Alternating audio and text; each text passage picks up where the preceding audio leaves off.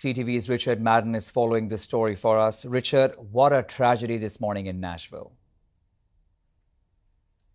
Yeah, it is, and an all too familiar one, unfortunately, in this country with a gun crisis really out of control. I believe this is the 129th mass shooting this year alone, a mass shooting defined as 5 or more people. In this case, there's at least 7, possibly 8, as the investigators look at the scene and scour to see what possibly caused this horrendous mass shooting in Nashville at that private school. And this is a very small Christian school. The website says roughly 200 students attend.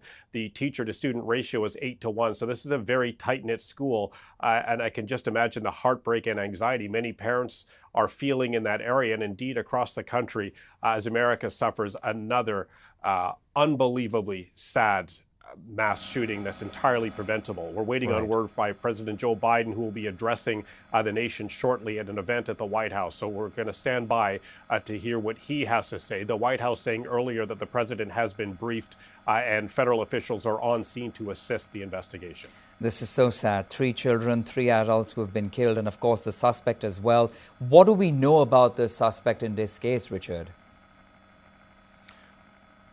At this point, we don't know much more than what the investigators have said. It appears to be a 28-year-old female. The big question now is motive. What drove this shooter to storm into this private elementary school and open fire? It's one of the many questions investigators are pouring through as they comb the scene along with aid from federal agents. It's an absolutely preventable tragedy and one that we've seen repeatedly here in the U.S. All right, we leave it at that. Of course, keeping a close eye on what the president has to say. CTV's Richard Madden, appreciate the update. Thank you.